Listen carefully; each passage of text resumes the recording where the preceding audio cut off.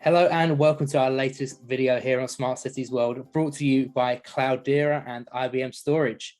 I'm Luke Antoniou, the Senior Editor here at Smart Cities World, and today I am joined by a special guest to continue a discussion that we've been having via podcasts and webinars about connected intelligent assets for smart cities. Cindy Maike, VP Industry Solutions and Value Management at Cloudera. Welcome back to Smart Cities World. Luke, thanks for having me. Look forward to the conversation today. Always welcome, of course. Now, we've been in conversation a few times in recent weeks on this subject, and each time I cannot help but pester you with a few more questions the next time we meet. So I'm going to pick up from there. And obviously, we had the webinar recording yesterday, so there's plenty to cover off. So to start with, there's no real doubt that connected intelligent assets and predictive maintenance can bring cost savings for cities.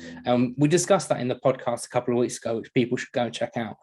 But where do you think the biggest stumbling block is to realizing these benefits for cities themselves?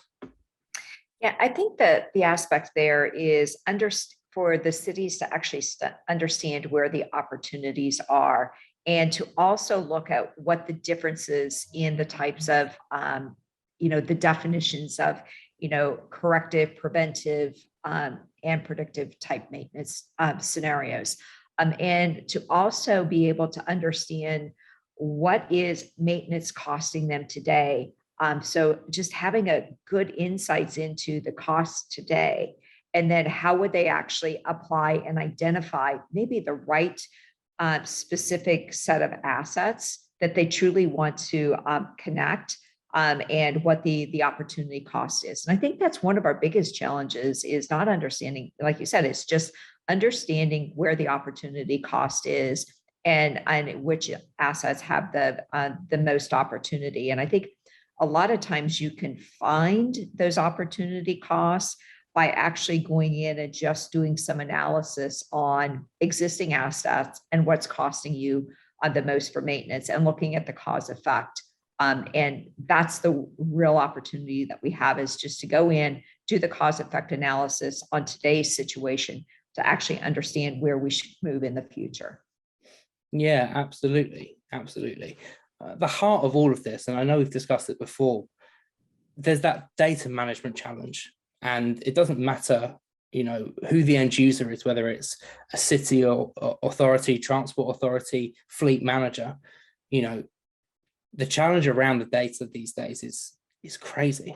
And, around implementing these technologies, do you think that smart city discussions have really kept pace with the changes in the demands of the data, given the changing volume of how much data there is, and also the surrounding technologies that kind of help to deposit that data in ways that are then usable for cities, for authorities?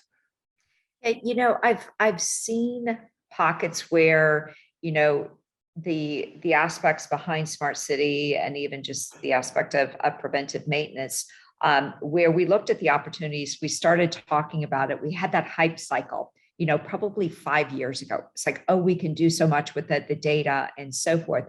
And, it's kind of like, if you look at that hype cycle, and it's kind of like, now we've gone down the hill again, and people are going, yeah, well, I don't know if I should be making that investment. But now we're truly starting to see, organizations, previously we talked about smart to buy, and where you're seeing situations like that, where there's proof points, which, people are starting going, yes, there is the opportunity. So I think it's, just like any type of technology, any type of aspect, you get that hype, and then you're like, yeah, let's see whether or not it's going to have value. And then you see people, they're like actually embracing it. And then you go, okay, yes, there is. And we'll see the momentum. And honestly, with the data side of it, I think the reason why we're seeing the successes in, cities like Smart to Buy is because they have embraced the data.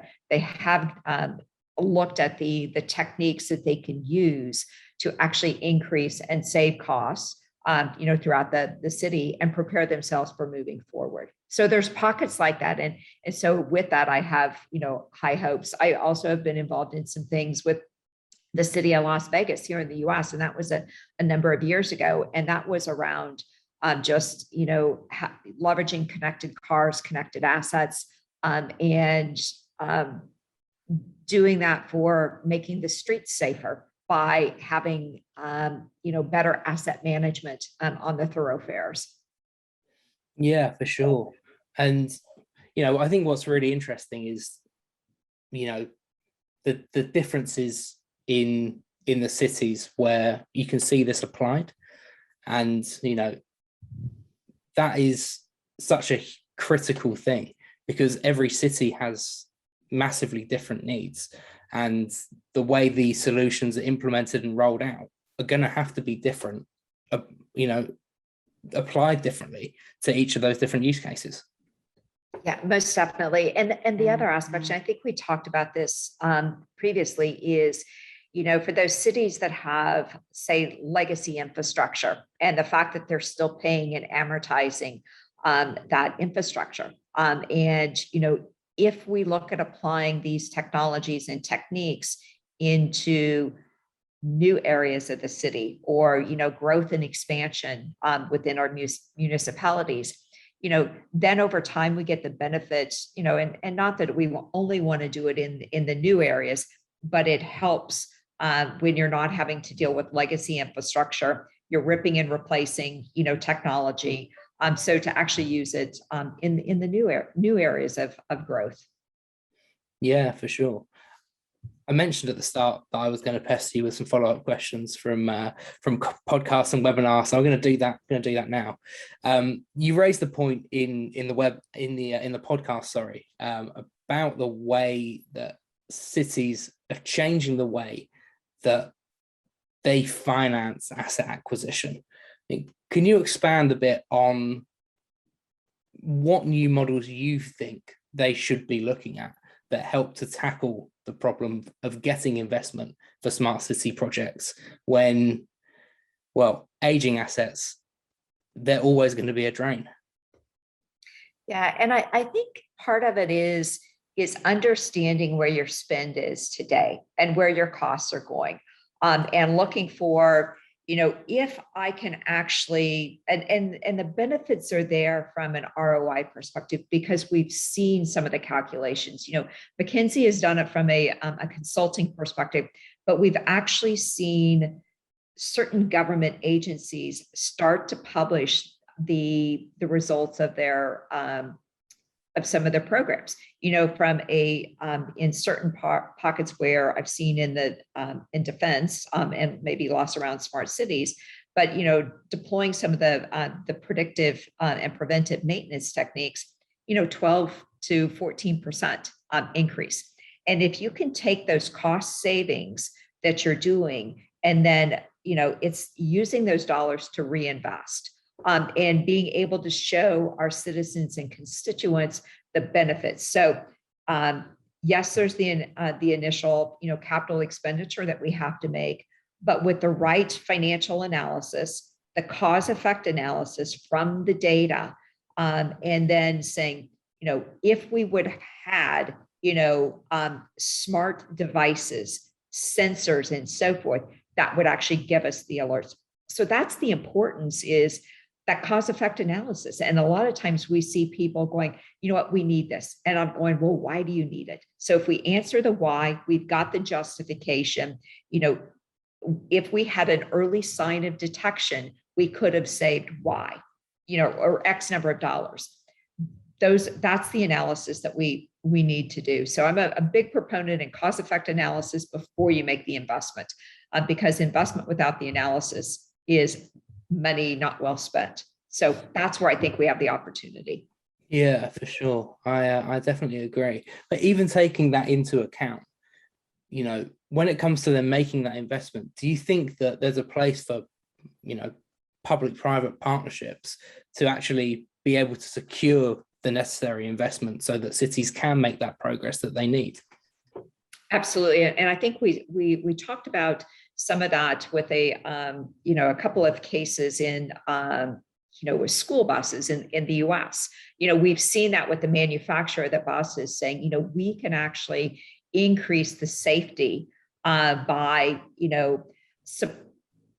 embedding these technologies in the buses and then passing the data back and forth to actually help with the maintenance costs, to drive those things down. So I think we're seeing, asset and service providers make those investments because it helps them with, product recalls, product reliability, warranty claims. And then on that aspect, the public sector can actually benefit from those the investments from the private sector, and really it's a collaboration across. And I think where that school bus example is just one of many that we're seeing.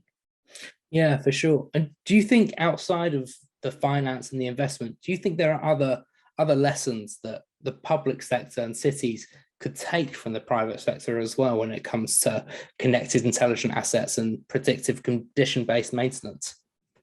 On certain aspects, I think it goes back into, we talk a little bit about, and it's in the white paper, service reliability. And, by being able to provide better services to our citizens and constituents, I think that's the reason why in the private sector, people are doing it is, how do I increase my customer satisfaction? How do I bring down my costs? And those exact same principles can be applied to, am I increasing, my satisfaction, or, how citizens feel about the services that they're getting from their city. So I think there's that to be learned. Yeah, absolutely.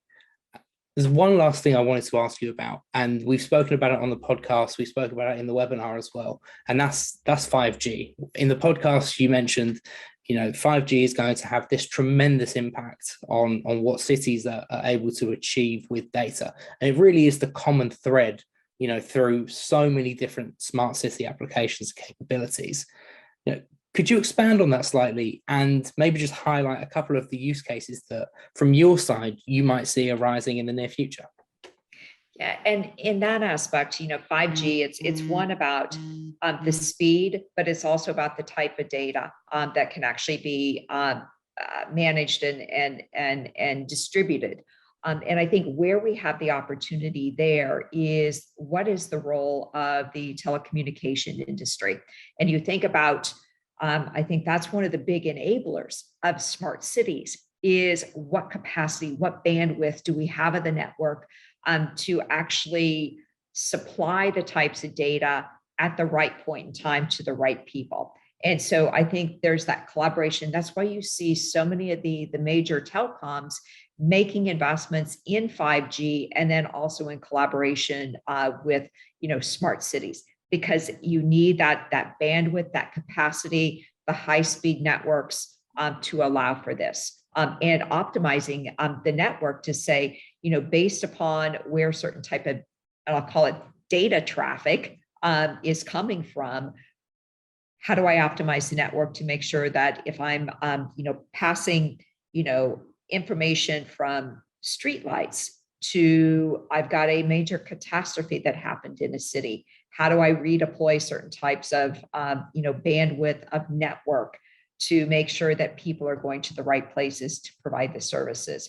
So there's that type of collaboration for demand forecast planning of data management and throttling network traffic to the right locations. That's just one high-level example, but there's many that could happen, from just public safety to reaction for any type of weather event even. Yeah, absolutely. One bonus question, because you're especially lucky today. Do you think that, I know obviously Cloudera are working with Smart Dubai, do you think it kind of takes a major city like that to take the plunge in the first instance and kind of set the precedent for other cities to follow? Absolutely, because it's when you look at some of the things that they're doing from just the utilities, the grid capacity, and what we've seen, and I won't get too much into climate change, but how do we actually manage that type of consumption? Seeing a city of that stature and that prominence in the world, it makes a huge difference because people can say, look what Dubai is doing. Because it's, it's the city that we're all looking up to these days. Yeah, for sure. For sure. I think that is just about all the time we have for this. So all that's left really is for me to thank you again, Cindy, for taking the time out. It's always a pleasure to catch up. All right. Thanks, Luke. Thank you for having me. And I hope everyone has a great day. Thank you very much.